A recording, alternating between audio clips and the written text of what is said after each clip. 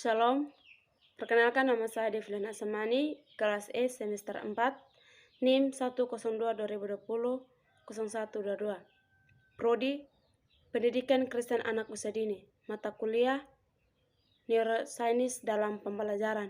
Di sini saya akan menjelaskan materi yang telah diberikan oleh Ibu dosen, yaitu Sistem Sensori dan Perkembangan Manusia. A. Sistem sensori. Pertama, pengertian dan cakupan sistem sensori.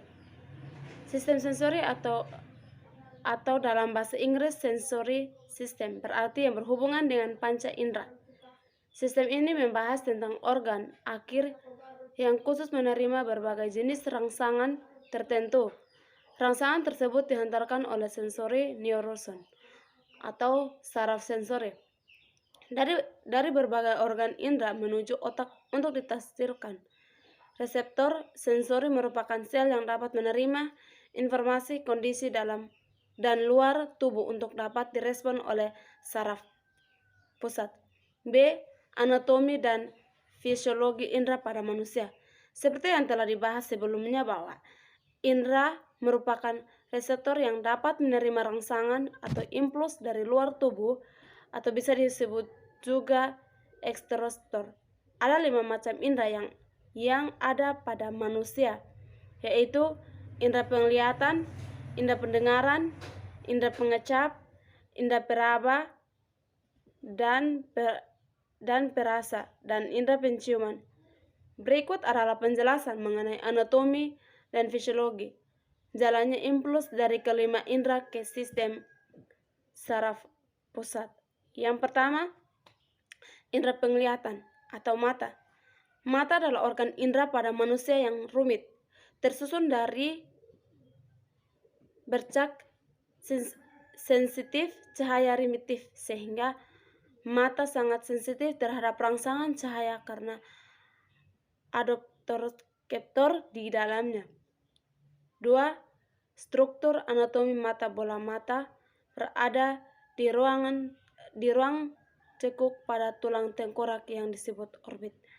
Ketiga, fisiologi penglihatan. Fungsi utama adalah mengubah energi cahaya yang menjadi impuls saraf sehingga dapat diterjemahkan oleh otak menjadi gambar visual.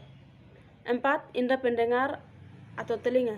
Telinga adalah alat indera yang memiliki fungsi untuk mendengar suara yang ada di sekitar kita sehingga kita dapat mengetahui atau mengidentifikasi apa yang terjadi di sekitar kita tanpa harus melihatnya dengan mata kepala sendiri.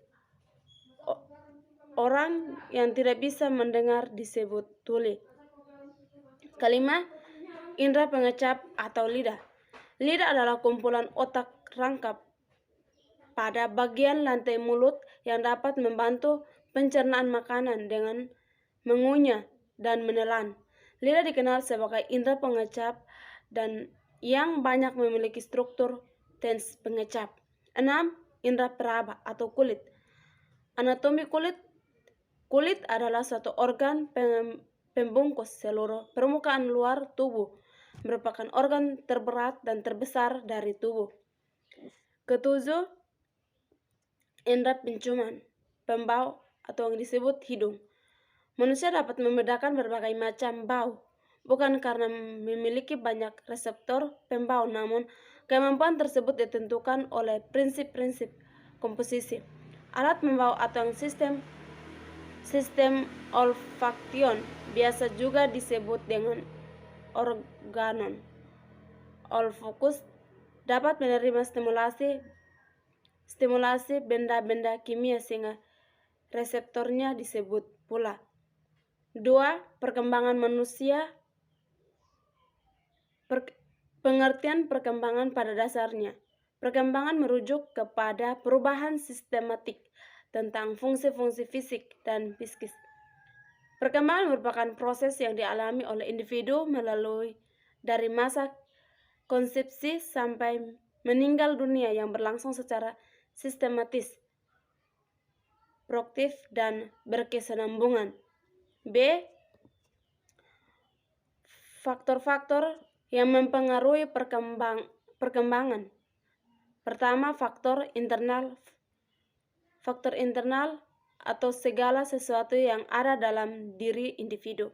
Yang kedua, faktor eksternal. Faktor eksternal adalah segala sesuatu yang berada di luar dari individu. Pertumbuhan dan perkembangan tidak hanya menyangkut masalah fisik dan jasmani, tetapi juga menyangkut rohani. C. Faktor-faktor yang mempengaruhi perkembangan anak usia dini.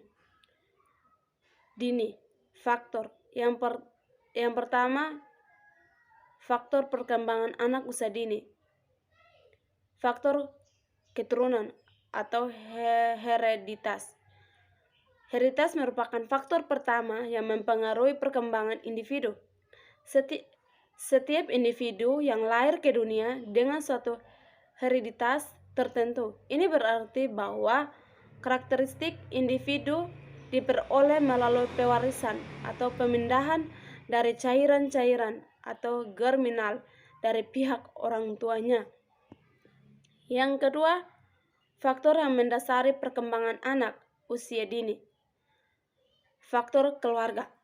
Keluarga merupakan satuan sosial yang paling sederhana dalam kehidupan manusia. Faktor yang paling penting di dalam pertumbuhan dan perkembangan anak adalah teladan dari orang tuanya. Pengaruh lingkungan. Ketiga yang mempengaruhi perkembangan anak yaitu masyarakat. Dalam pengertian yang sederhana, masyarakat adalah kumpulan individu dan kelompok yang ikat oleh kesatuan.